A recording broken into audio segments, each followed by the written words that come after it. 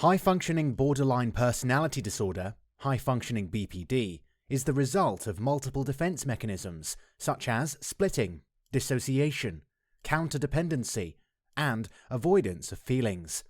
People with high-functioning BPD suffer just as much from painful symptoms such as mood swings, emptiness, fear of abandonment, but are hiding their pain and inner turmoils. Are you waving or drowning? The psychology of high-functioning BPD.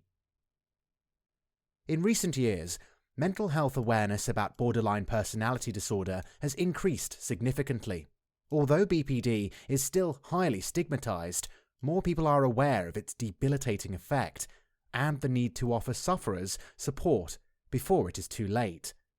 Having high-functioning BPD, or quiet BPD, however, can mean you have suffered for years in silence without anyone ever noticing or reaching out to help.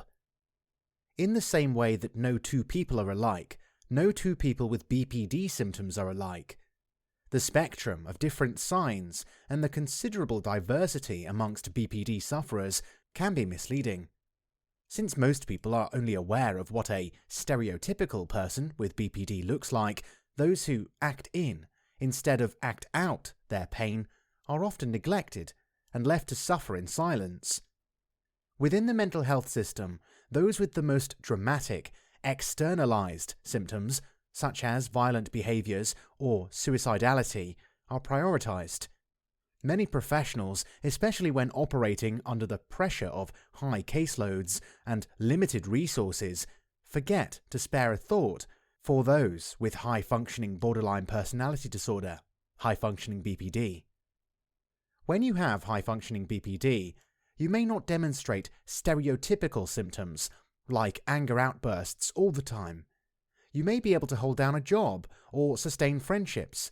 Your BPD symptoms come out only in pockets, in certain relationships, or when triggered by particular events. On the surface, you may be calm, friendly, efficient.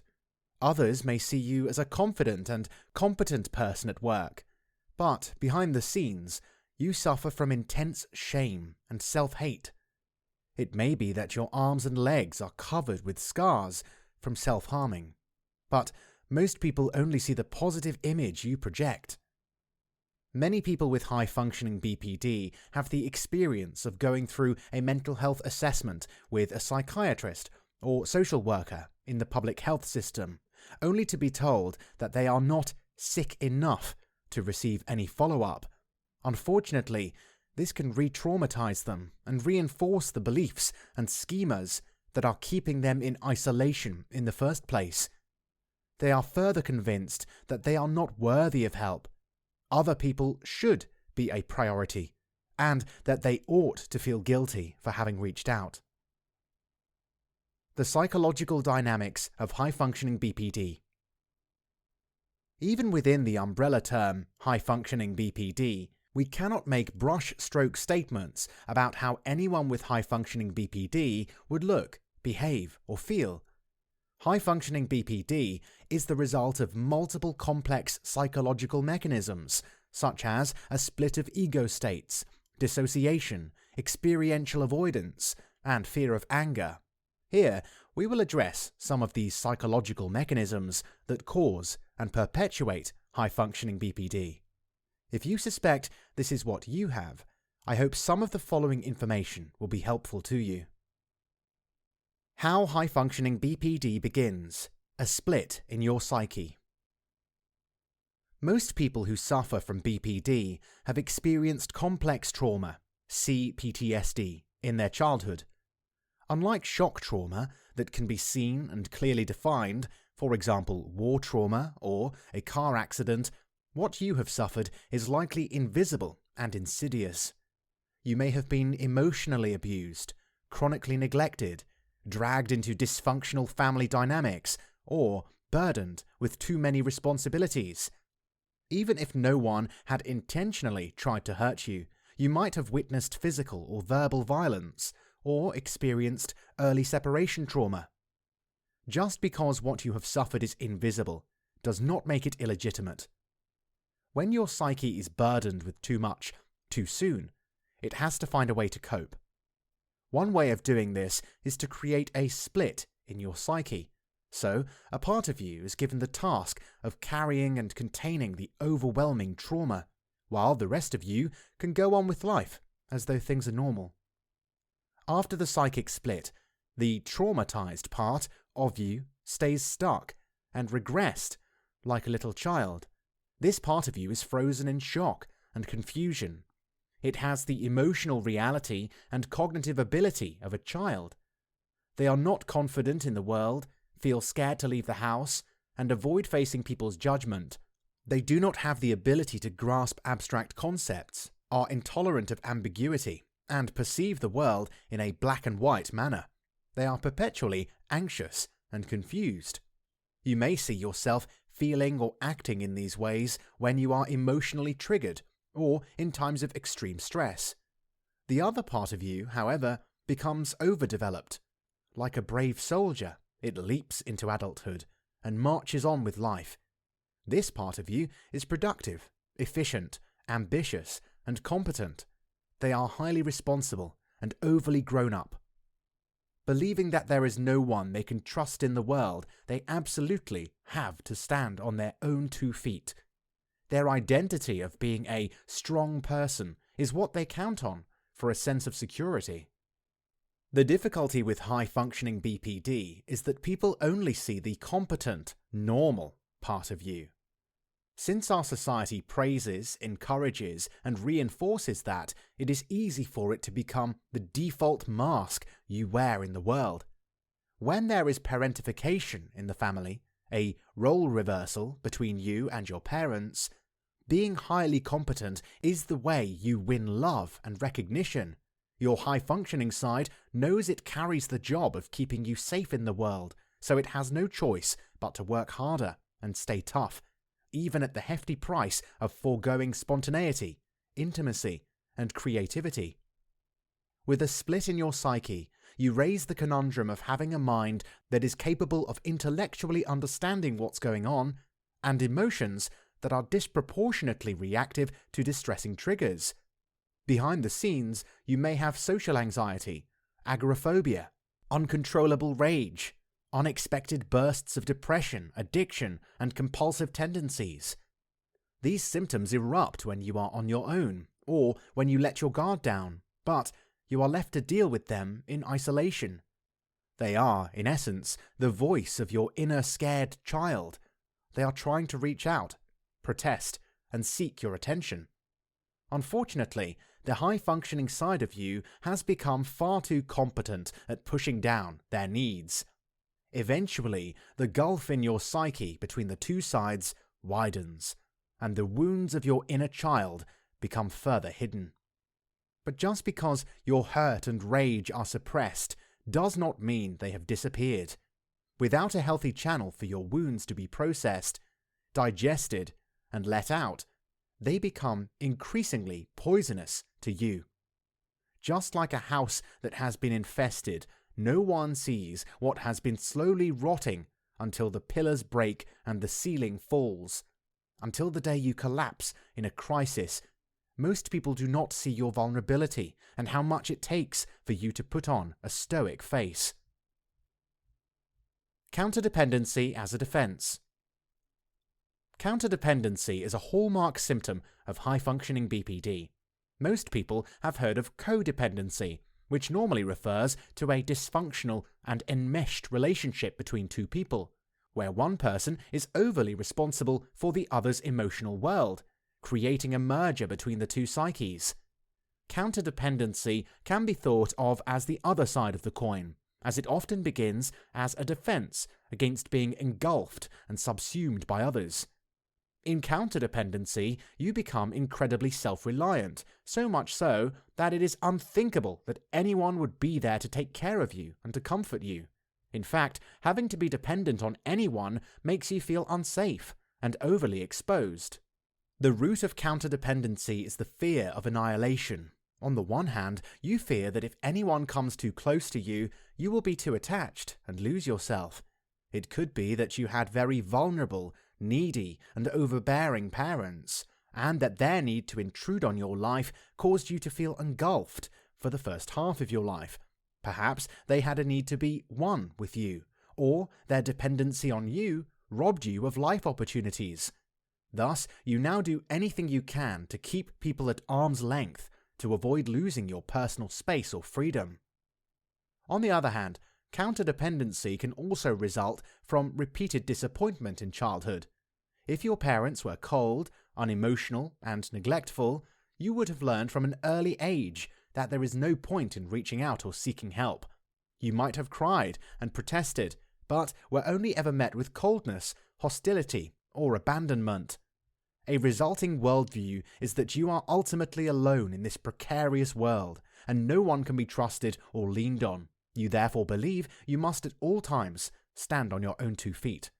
You would not allow your high-functioning facade to crumble, for you fear that once a crack of weakness is revealed, others will take advantage of you and threaten your independence. Emotional and intimacy anorexia. Another core mechanism that drives high-functioning BPD is emotional anorexia, difficulties in or refusal to take in necessary nourishment from love and kinship. This may be because, deep down, you do not believe you deserve to be loved. On the surface, you are friendly and open, but when examined closely, you seem only to choose people who are emotionally shut down or not ready to commit. When others are nice to you, offering you praise or compliments, it feels uncomfortable, even unsafe, to believe them. Many people who suffer from BPD are innately sensitive and empathic. Perhaps from a young age, you have had the repeated experience of being the one who loves too much, gives too much, and commits too much. Having been hurt so many times, you now opt to restrain your passion. Your inability to trust intimacy and positive rewards acts as a shield against disappointment. The subconscious belief is that if you don't allow yourself to be hooked, you will never become overly attached, and you will not be hurt. Underneath emotional anorexia might also be the unconscious belief that your emotions are bad, you are too much for others, your existence itself is a burden, or you don't deserve a place in the world. You would rather be in pain than to affect other people, so you hold everything in. You feel lonely, but you deny your own need for attachment, however much you want to have normal relationships, like everyone else. It feels too risky to love and let love in. Rather than risk being hurt again, you would rather stay in a state of deprivation. Unfortunately, by being anorexic to love and affection, you are neglecting to see the gifts and qualities that others see in you. Even when others are genuinely drawn to you, they are not given a chance to get to know you. An invisible emptiness in high-functioning BPD. From a young age, you love and feel a lot. Sadly, your sensitivity and empathy might have been abused rather than honoured. Adults in your life might have used you to be their emotional caretaker and counsellor, and people might have scapegoated you for your differences. If you have felt overwhelmed by intense hurt in the past, it is not surprising that, to protect yourself, you have learned to do the opposite of being sensitive, to stop feeling. As a child, you had little choice in where you lived or went to school. If your family was abusive to you, or if your peers bullied you, you had no escape. Cutting yourself off from your feelings is the only escape. Alongside chronic emptiness, you may also suffer from derealization or depersonalization. At times, you feel dissociated from your own body, as though you are floating above yourself. To cut yourself off from negative feelings, you may have resorted to using addictive substances or behaviors as a part of your dissociative strategies. Eating, alcohol, compulsive behaviors, and repetitive rituals can become addictive because they function to fill an inner void. You may also have selective amnesia, where you have unconsciously forgotten negative events in your early life and can recall little about your childhood. With chronic emptiness, you are watching your life go by without living it, despite your heart's yearning to feel alive again. Whenever you try to open up, you hit a wall. Ironically, the deep sadness and loneliness that comes from such a non-living state can be as painful as, if not more painful than, the original emotional turmoil that you are trying to avoid. High-functioning BPD. Are you waving or drowning? The predicament of someone with high-functioning BPD is captured in a poem by British poet Stevie Smith called Not Waving but Drowning. Nobody heard him, the dead man, but still he lay moaning. I was much further out than you thought, and not waving but drowning. Poor chap, he always loved larking, and now he's dead. It must have been too cold for him, his heart gave way, they said. Oh no, no, no, it was too cold anyways, still the dead one lay moaning. I was much too far out all my life, and not waving but drowning. As it is poignantly put by this poem, your heart may be aching, and you may be drowning in sorrow, but every person who sees your arm thrashing above water thinks you are just waving. At the root of high-functioning BPD is a dismemberment with a part of yourself. You have dislodged the part of you that is vulnerable, hurt, and angry to the basement of your psyche, and you pretend that it was never there. Because you initiated this split, things become furthermore polarized. Your inner BPD is forced to hold all the wounds, sorrow, and rage, while the tough part of you gets increasingly rigid and cold. High-functioning BPD is a battle between your ego and your true self. Being dominated by your ego consciousness, you feel the need to be in control all of the time. You fear that once you let in a crack, your wall will break down and you will be completely exposed. You fear that once you let in a teardrop, it will never stop and you will be subsumed by a tsunami of feelings. Underneath, you fear disintegration and losing any sense of who you are. Therefore, the first step to healing is learning to trust yourself. You are no longer a helpless child, and you are now capable of much more.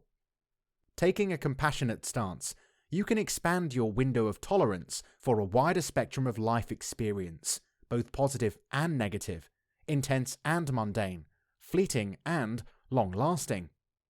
Right now, see if you can slow down, soften your heart, and hear from the part of you that you have shoved into the shadows. At first, this may be a daunting idea, but soon you will realize it is not more difficult than nurturing a hurting child. The part of you that has been split off, your splinter personality, is waiting to be remembered, reintegrated, and reaccepted into your inner family. Like a hungry child, they sometimes cry, sometimes yell, and sometimes protest to get your attention.